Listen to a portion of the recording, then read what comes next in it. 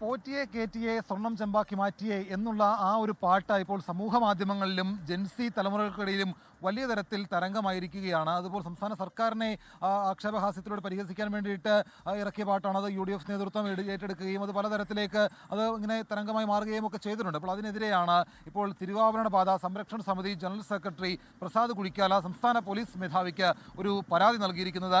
ഈ പാട്ട് എഴുതിയത് ശരിയല്ല, ഈ പാട്ട് ഇങ്ങനെ പുറത്ത് പാടി നടക്കുന്നതും ഒരു ശരിയായ രീതിയല്ല, മനോഹരമായിട്ടുള്ള ഭക്തിഗാനത്തെ വികലമായിട്ട് ചിത്രീകരിച്ചു. അപ്പോൾ ഈ ഭക്തർക്ക് അങ്ങേയറ്റം വേദന ഉണ്ടാക്കുന്ന കാര്യമാണ്. അതിനെ ഇങ്ങനെ പാടി നടക്കാൻ അനുവദിക്കരുത്, അതിനെ നിയന്ത്രിക്കണം എന്നുള്ള കാര്യങ്ങളടക്കം ചൂണ്ടിക്കാട്ടിയാണ് ഇപ്പോൾ പ്രസാദ് കുഴിക്കാല സംസ്ഥാന പോലീസ് മേധാവിക്ക് പരാതി നൽകിയിരിക്കുന്നത്. ഭക്തരെ അപമാനിക്കുന്നതിന് തുല്യമാണ്.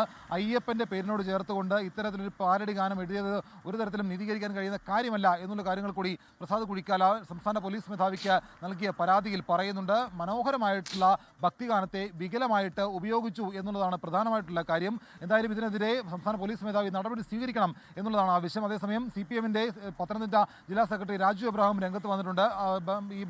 ഈ പറയുന്ന മതവികാരത്തെ വ്രണപ്പെടുത്തുന്ന തരത്തിൽ ഈ പാരഡി ഗാനങ്ങൾ മതപരമായിട്ടുള്ള പാട്ടിനെ പാരഡിയാക്കി മാറ്റുന്നത് ഒരു തരത്തിലും അംഗീകരിക്കാൻ കഴിയുന്ന കാര്യമല്ല, അതിനെ നിയന്ത്രിക്കണം എന്നുള്ള കാര്യവും പത്തനംതിട്ട CPM ജില്ലാ സെക്രട്ടറി രാജു എബ്രഹാം പറയുന്നുണ്ട്.